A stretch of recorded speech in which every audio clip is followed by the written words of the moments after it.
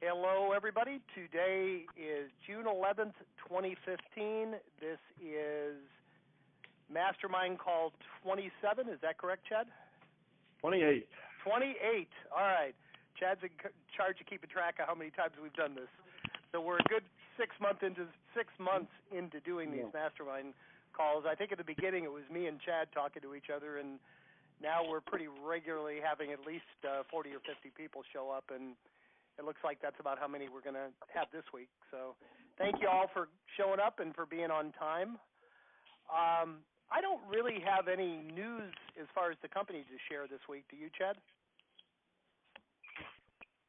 No, just still waiting on the new website. Everything takes longer than you think. So I think the date for that is probably next week.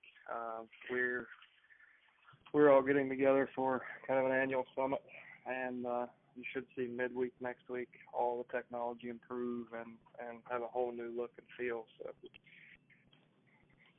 you know, in line with that, I think there was 2 or 3 of you when you got your data this past week. It was kind of jumbled, and it was just growing pains. And I think we actually noticed it and corrected it before you did.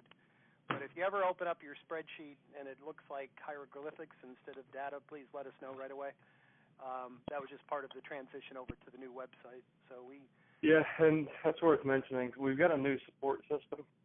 So if you guys ever have any questions, anything customer service related, data, mail, payments, anything, just email support at alltheleads.com. So support at alltheleads, and that will generate tickets, and that's the most efficient way that we can get back to you. A lot of people will email me or Jim, and then it might take us the rest of the day to get back to somebody, where we have a dedicated support team. So if you have if something doesn't look right, just email that address and someone will get back to you immediately.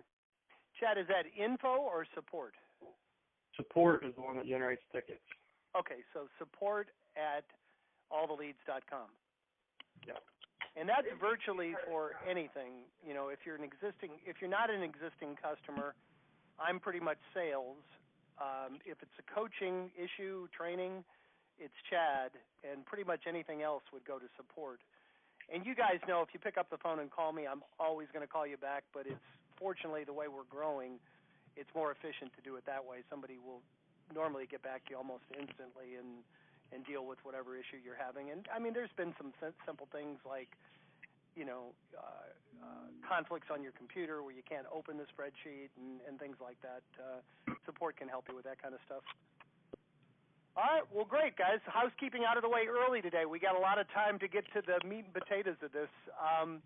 Anybody have Tammy was wonderful last week with her wins. Does anybody on the call have a new win that they want to share with us, something good that happened in the last week?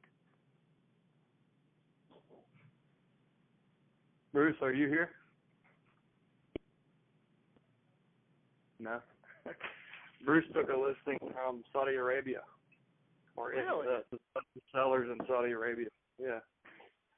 What's Bruce's last name? Bruce Dill. Okay, and what market's he in? He's in the North Raleigh market, and the seller is, it was very similar to kind of your appointments, Jim. He, didn't even have to go on a listing appointment. But he was, a lot of people have been using Facebook more and kind of sharing in that community. So for anybody who is new on the call, if you have signed up, if you're not a member of the Facebook group, be sure to find All the Leads Mastermind. It's a closed group. And for anybody who's thinking about signing up, that's a group of, there's over 200 of us now. And all the letters we use, all these calls have been recorded, all the role play calls that we've done, pretty much everything it takes to be successful, including a community of people who have done this successfully and help each other. It's becoming a really neat group. But Bruce was in there. He was in there yesterday talking about that. So I think he got that one. Now, the property wasn't located in Saudi Arabia. But the seller called from Saudi Arabia? Yeah, the seller was in Saudi Arabia, the executor. Nice. And the property in North Carolina. Excellent. I have one of my last probate. I actually listed 5 of them about 3 months ago, and the last one sold today. So and I have been too busy to go out and look for more. I know that's not. I've been too busy with this company to actively go after them. But people have asked me, like, one question I get all the time. We always tell you have to have a team of people in place. You know, your investor, your contractor, your estate liquidation company, you know, your junk out company. And people ask me what percentage of them end up being investor deals. And it varies greatly from market to market, and it a lot depends on the parameter for your investor. And I always share with people myself. I tested this for 6 months. I took 14 listings and I bought and flipped 2 properties. Typically, I find maybe between 10 and 20% of them just want to get rid of it very, very quickly. That's why you have to have an investor. I mean, between 5 and 10%. I'm sorry, between 1 out of 10 and 1 out of 20 are just looking for a quick sale, and that's all they care about. One of them that I bought and flipped had like 10 heirs on it, and by the time they split the money up 10 ways, they just didn't care. And another one I bought, they went ahead and listed it and got tired of making the payments after a couple months and sold it cheap. So I think that varies from market to market. But you want to have those people in place, and you want to be able to give the sellers that option. One nice thing about these leads, guys, you're going to find, I have yet to have a person say to me, and I think this is across the board with our clients, almost nobody calls and says, I want to get top dollar. You know, I mean, you tell them what the market value is. If they get 80 to 90% of it quickly, they're usually very happy. And for that reason, we're seeing that a lot of these deals are being double-ended because you're able to really price the listing well and often, you know, find a buyer for it yourself. Chad, has that been pretty much your experience too with the people you're dealing with? Yeah, one thing I'll say to add to that is I think that in my market, probably 100% of the leads are curious and ask about the quick cash offer option or the quick sale option.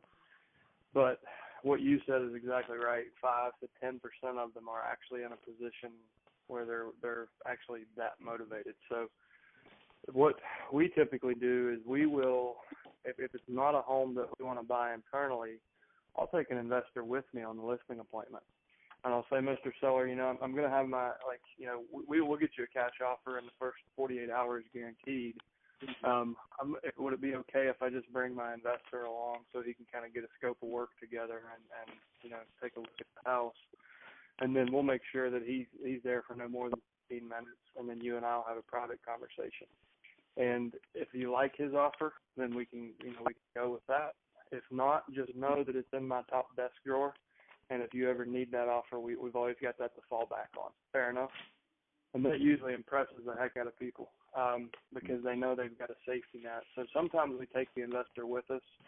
Sometimes we'll just wear the investor hat, and you know, if it's a home that we would want to flip internally, and then you know, just let them know if that offer, you know, if they're not like, oh my gosh, let's sign the paperwork. You can say, listen, you don't have to take that. We can try the conventional market, but just know that this offer is always here. It's a standing offer. So I'm always telling the agents too, Chad, that's the power of the options letter. You're telling them I do have a cash investor. However, if you're looking to get closer to market value, let's go ahead and list it. And so you overcome so many objections with that one letter, and then you say to the seller, well, and of course, you're not really tying the property up with me because any time during the listing period, the investor offer is still on the table. So it's truly the best of both worlds, and it's really hard for them not to go with you. Why would they go with a low investor offer when you're giving them that option, but you're also giving them the option of getting a whole lot more money? Yep. That's one of the reasons. So, and it's something that came up in the Facebook group this week, guys. Harry Moore is one of our subscribers. He's in the D.C. area, and he took the options letter and really personalized it. You know, it's the body of the letter didn't change a whole lot, but the intro and the closing, he really customized. And Bruce and I were joking around in the Facebook group. You know, he's been in his market for 20 years, and he's got, you know, he's really established there. And so he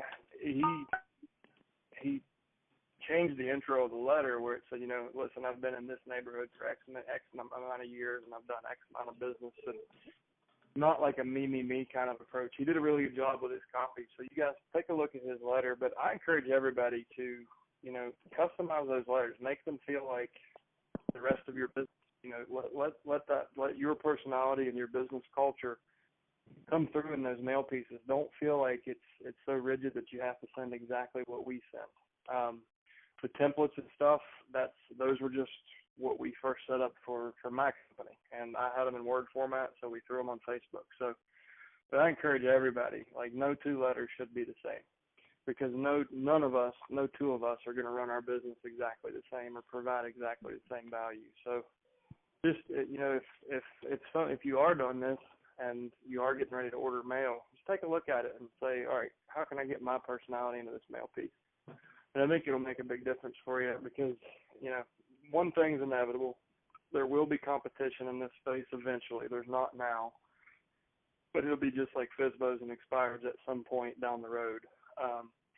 The more personalized you make things, the more you can differentiate yourself, the better you are long term. So. Excellent.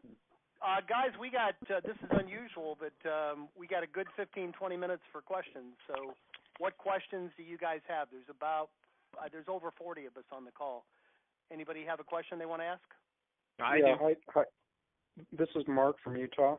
Yes, on your investor deals, how do you typically structure getting paid? Does the seller pay? Does the investor pay you?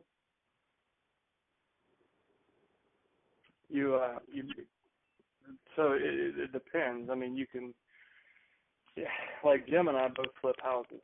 So, you know, if we're the investor, you know, then obviously you're going to make money on the disposition of the asset once it's completed. If you're the realtor representing one of your investors, what I recommend doing, because investors are typically savvy and they don't need a buyer's agent, at least mine don't. What I do is I will list the property at 6%, and then the cover page for the contract is an unrepresented party disclosure. So we'll charge a 6% listing commission to just represent the seller, and then the other party is unrepresented, so we're not paying a cooperating broker. So you get 6%, and you know the investor is, you know, he's probably buying multiple houses a year, so he doesn't really need guidance. And then another gentleman was asking a question at the same time. Yeah, it's Harry. How are you all Harry. today? Hey, welcome. So I guess I wanted to ask Chad, and you too, Jim, since you guys buy and flip, how many of the deals that you get a year do you sort of work internally? I mean, do you buy yourselves? My own experience, I tested this at one time, Harry, when the market was good. I was buying and flipping 5 a month. I'm in South Florida, and I got caught with a ton of properties when the market crashed, so I'm much more conservative than I used to be. And this has become my chief focus, so I really don't focus on it like I used to. Just doing the probates, Right, that's what I meant with this particular program. I did, in 6 months, I took 14 listings and I flipped 2 properties.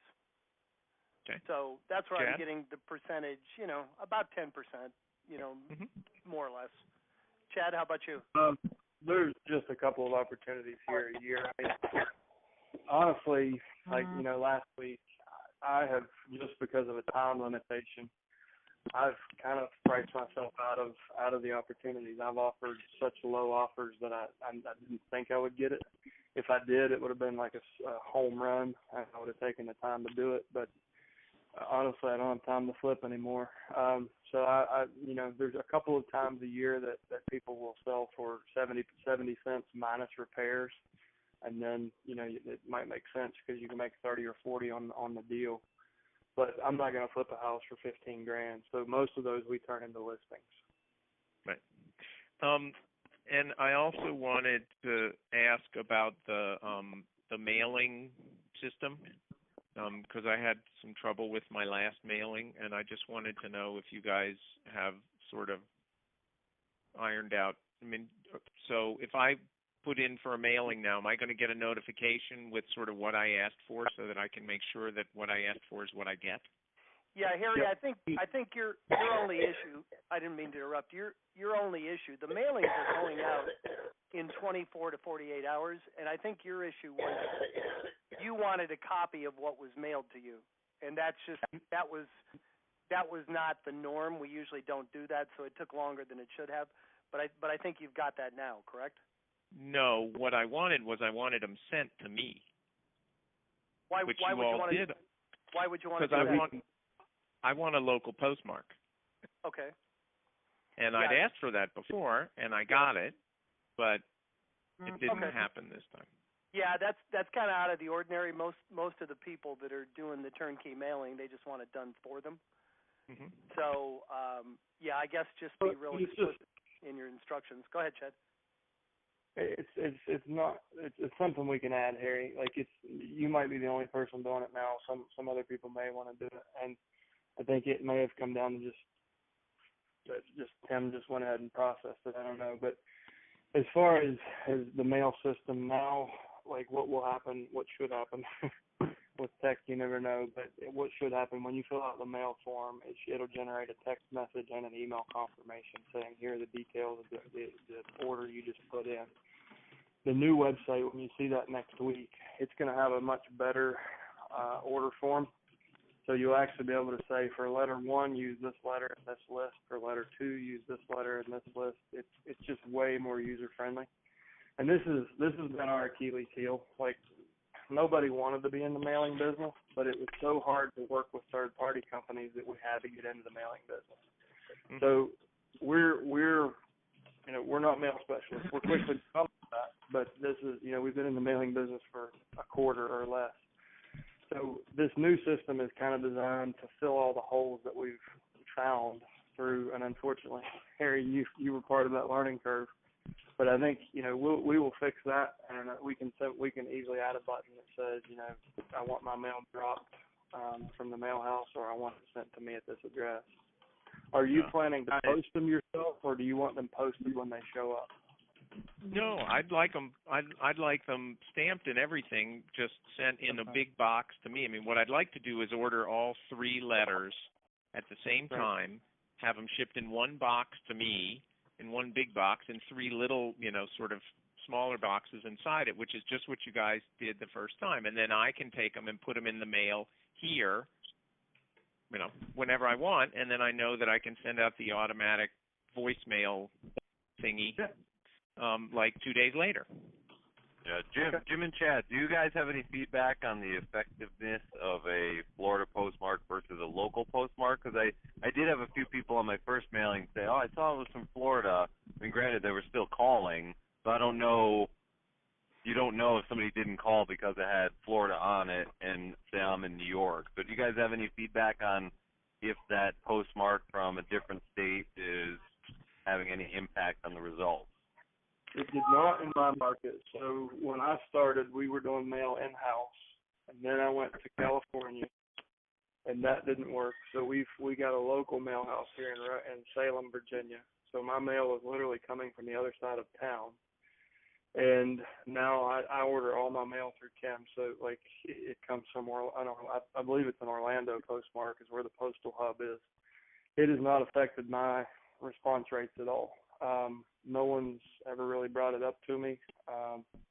So it's just, for me, it didn't make any difference. We see the same results.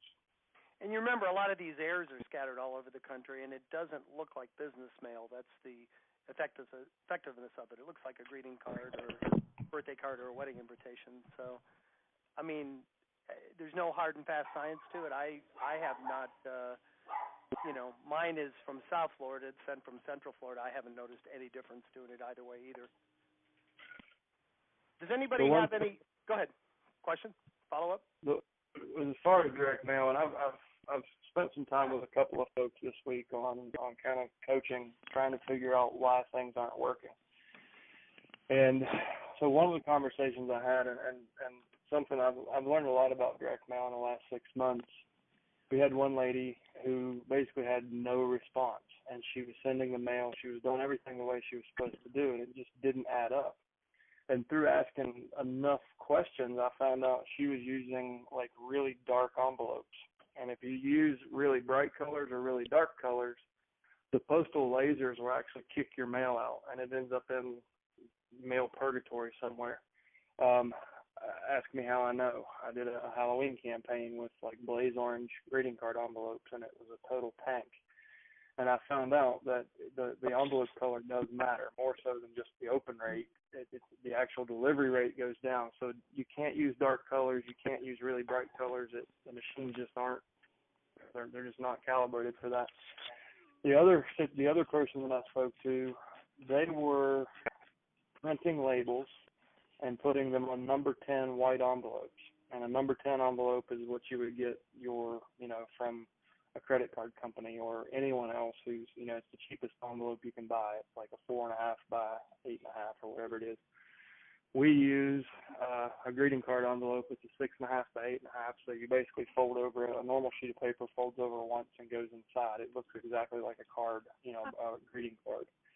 And we use ivory envelopes or pastels, or sometimes whites, and those rotate through. So if anyone is doing their own mail, do not print labels. Like, it needs to be hand addressed or a really, really good handwritten font. It needs to have a live stamp, and it should not be in a standard number 10 envelope.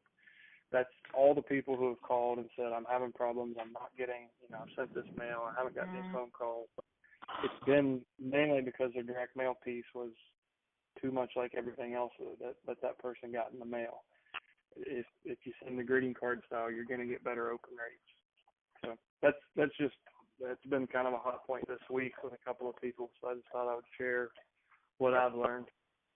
Any questions not related to mailings? Anybody else have a burning question they need answered? I have one more question related to mailing. Okay, go ahead. The return address. Do you use a stick-on, or do you handwrite the return address too? I leave mine off. So I tracked my first 4,000 pieces of mail. I had 6 returned envelopes. I quit putting a return address on, and my response rate went up. So I've left it off from then on.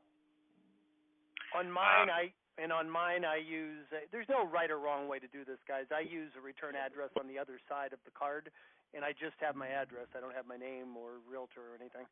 If you want them to think it's something personal, you want them to open it and read it. And a different question, non-mailing. Thank you. Yeah. Yeah, Chris. Go ahead. Non-mailing. Yes, Chris Staniff here. I'm with Jeff Glover and Associates up here in the Metro Detroit area. Yes, sir. Now this is more of a kind of a suggestion question for those with more experience with these than us, which is zero. I'm not really even know if you guys know, but we're a mega team out here. We have an ISA department that's 7 people deep alone. Okay, and basically we're trying to decide whether to distribute them to all the ISAs, to have a couple of them do it, and then also being that follow-up's really important on this. Find out exactly what what attorneys are going to expect from a realtor if they call in the area of. Are they going to expect them to have extensive real estate knowledge, and if they don't, they'll shut them out, or just somebody that's there to follow up? I mean, I guess the main thing is, would it be responsible and okay to have just a inside sales associate call them versus an actual realtor? Well, first of all, Chad, I know Chad will have a detailed answer to that. I always tell people, call the executor first. You don't need the attorney's permission to list the property. Call the executor first, build that relationship, and then calling the attorney is additional. If you look at your data, if you look at 100 probates, you're probably going to notice 5 or 6 attorneys are doing a third of them. Figure out who the players are and prospect them for referrals, but I would do more of a generic prospecting. I myself, I'd never call the attorney and ask for permission to list the property. You don't need it.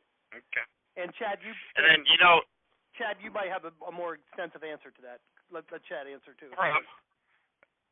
Yeah, in the order you ask, and I kind of talked about this with Jeff. My suggestion would be, because it is kind of a specialized skill set. Well, let me ask you this first: how many hours a day do your ISAs work? Like one ISA, which one? How long would they work in a day? Are they working shifts? Or? 9 working hours. Approximately 6 of those are genuinely on the phone dialing. Okay. Hey, And so can people please mute? Can people please mute their phone?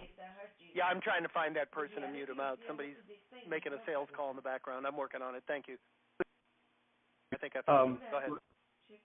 I think what you'll find, Chris, is. Would you go in there and give me one of those Circle C cakes? Good Lord. Yeah, I'm going to have to go through 80 people here, but I'll find them. Go ahead. I think what will be best for you is to get one ISA who has a really, probably the one that has the best rapport building skills, and teach them this and get them to where they're doing really, really well with it, and then have them train the next ISA is probably how I would approach it. So I wouldn't try to teach 6 people. I would focus the energy on whoever you think is going to be the best fit with your ideal. Okay. Hey, Chris, perfect. Chris, I have been trying to get a hold of Jeff for about a week. I've got an incredible deal in Detroit. Would you reach out to me this afternoon when you get a chance? Call me at the office. Yeah. What the main Vulcan office?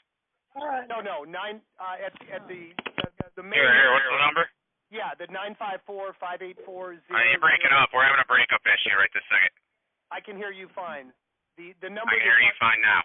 The number that's on our website, the 954-584-0000. Give me a call. I've got a deal for you in Detroit. Okay, absolutely. I'll give you a call when we're done here. All right, thank you, sir. All right, guys, good. The mailings is important, but any other non-mailing related questions or issues? Anybody else? Let me get I still owe Jeff half of an answer. I'm sorry. Go ahead. Excuse me, yes. Chris. So, Chris, on the attorney question, I don't think it matters if your ISA is calling the attorney. I think what you need to think about is regardless of who's calling, what are you saying to that attorney, and how can you provide value to his business? So it's a B2B call. So at the end of the day, this guy has, a stack of files on his desk. He gets his $2,000 whenever he settles out the estate. So what he needs to know is that you guys have a great track record, and you guys are you're in a heck of a unique position. You can say you sell 1,000 homes a year. So that's a very powerful statement. And that attorney, he's going to notice that. Yeah, it makes sense, actually. Yeah, that's actually, yeah.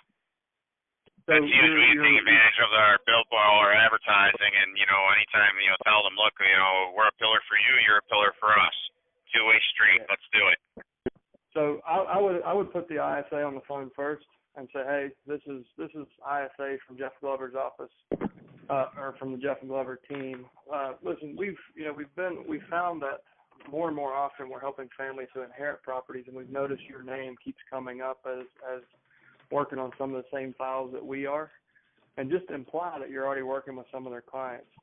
But so anyways, we just wanted to reach out and remind you and let you know, and just show them the value of working with your team versus anyone else. You're going to get them sold quicker. You're going to get the heirs the most amount of money, and you're going to make his life easier so he can go fishing. Absolutely. It's an untapped resource for us, and I think we're ready to start digging, so I appreciate it. Yep. What All right, else, Jim, guys? I'll shut up now. No, we're good. We got about 5 minutes. Any other questions, guys? I have one more. Please. About the, you had talked about the attorney letters, because I'm just getting ready to send those out. So if I'm hearing you correctly, you don't suggest putting in the attorney's letters the specific, the name of the deceased or the personal rep or anything like that. You are suggesting making it more of a generic, here's what I can offer you letter? Myself, I wouldn't put it in there unless I already had the property listed. Sure, that'll be great. Because, you don't want to ask the attorney permission to list the property. I would probably make it more generic. Once he got the property listed, then I'd reach out to the attorney. Most of the attorneys, we found most of them they kind of stay out of it as far as what realtor gets chosen. But you don't want to prompt them to, if you're trying to get the listing, you don't want them to prompt them to say, hey, I know a realtor, I'll suggest somebody else. I mean, it could backfire. In my opinion, it could backfire on you. And I think I have a differing opinion, and I haven't tested this, but keep in mind I don't have attorney information here, but I think that every touch that you can put on the attorney is going to give you a better chance of getting the endorsement. So if the heir gets a letter from you and says, I got a letter from the Terry Moore guy, when the executor has to look up and ask a question to someone above them, there's only one person. That's the attorney that's working the file. So when the executor calls that attorney, he can refer them to the guy that he always refers them to, or he can say, hey, I got a letter from Harry, too. It sounds like they've got a team specifically for handling these types of deals. Why don't you give him a shot? So, again, I don't have personal experience. I just think that's how, a lot of, I think it's a much better chance of getting that listing that called the attorney before they called you. Yeah, and that was just my opinion also, Chad. We've got about 5 or 6 agents that are doing well with attorneys. I know Sandra Marconi is sending out a really classy-looking package to all the ones she identifies as players. And then we've got the gentleman in Daytona Beach, Paul Hayhurst, who is just getting on the phone and calling me attorneys. And we've got 3 or 4 others that are doing very well. Most of our agents aren't working them at all. In any case, I would say go after the heir first, and there's probably no such thing as a bad contact, I guess, if you're going to contact the attorney. But, right. Well, I was going to sort of try. I mean, I'm going to try both. Okay. So Good. My feeling. Try both ways and see what works better for you. Sure. Makes sense. I think the executor is always going to be the priority. But I think for the cost of a letter, like it's $1.50 branding opportunity for every attorney in your city that touches probate. Why not do it? So. Okay. Excellent. Time for one more question. Who's got a burning question? Or we answered them all this week. Hey, you know what? The phone's a lot clearer now. Give me that number again. Chris Staniff over at Jeff Glover's, 954. 584. 584. 0000, extension 203 is my extension. Or just ask for me when you call. What's your name? I'm sorry again? It's okay. It's Jim Sullivan. Jim Sullivan. Okay. We'll get to know each other. Appreciate it.